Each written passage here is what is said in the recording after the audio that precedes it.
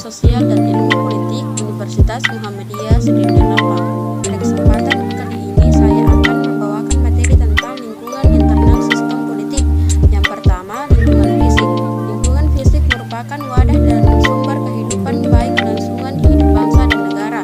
Menurut Lemhanas, lingkungan fisik terdiri dari yang pertama, kondisi geografis, artinya luas wilayah Indonesia turut menentukan strategi politik dan memberikan keuntungan ekonomis bagi bangsa dan negara. Yang kedua, sumber kekayaan alam, artinya memberikan manfaat langsung bagi kehidupan bangsa dan negara Indonesia yang meliputi sumber daya kehutanan, sumber daya kelautan, dan sumber daya migas. Yang ketiga, kondisi demografi atau kependudukan. Maksudnya adalah kondisi penduduk yang meliputi jumlah, kualitas, administrasi, dan karakteristik pembangunan penduduk dalam negara. Selanjutnya, lingkungan sosial.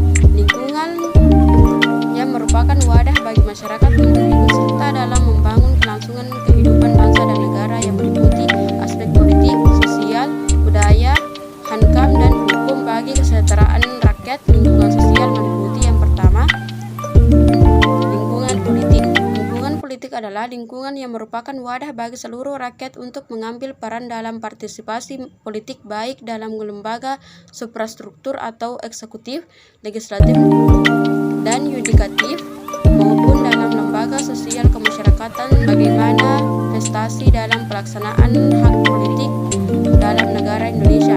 Yang kedua, lingkungan sosial budaya adalah lingkungan yang merupakan wadah bagi masyarakat dalam upaya membangun peradaban, pengetahuan, dan sosial dalam kehidupan masyarakat suatu negara. Pengembangan peradaban yang dimaksud adalah pengembangan norma etika susila yang hidup dalam masyarakat. Pengembangan pengetahuan adalah berkaitan dengan pengembangan ilmu, pengetahuan, dan teknologi serta inovasi bagi kemajuan kehidupan bangsa dan negara. Sedangkan pengembangan sosial adalah lebih berkaitan dengan saling hormat menghormati serta menjaga harkat manusia dalam masyarakat.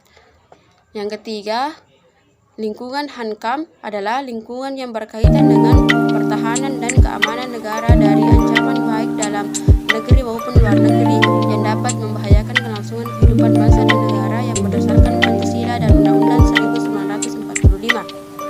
Yang keempat, lingkungan hukum adalah lingkungan yang berisikan ketaatan, kesetaraan, dan keadilan serta adanya kepastian hukum bagi hak dan kewajiban bagi setiap warga-warga tanpa ada diskriminasi. Selanjutnya, lingkungan ekonomi domestik.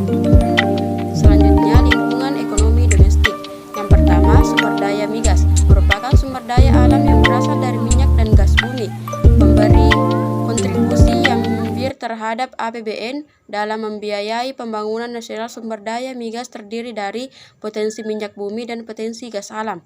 Yang kedua, sumber daya non-migas. Sumber daya non-migas merupakan sumber daya alam yang berasal dari hasil kehutanan, lautan, dan perikanan. Sumber daya non-migas juga telah memberikan kontribusi yang cukup besar terhadap APBN.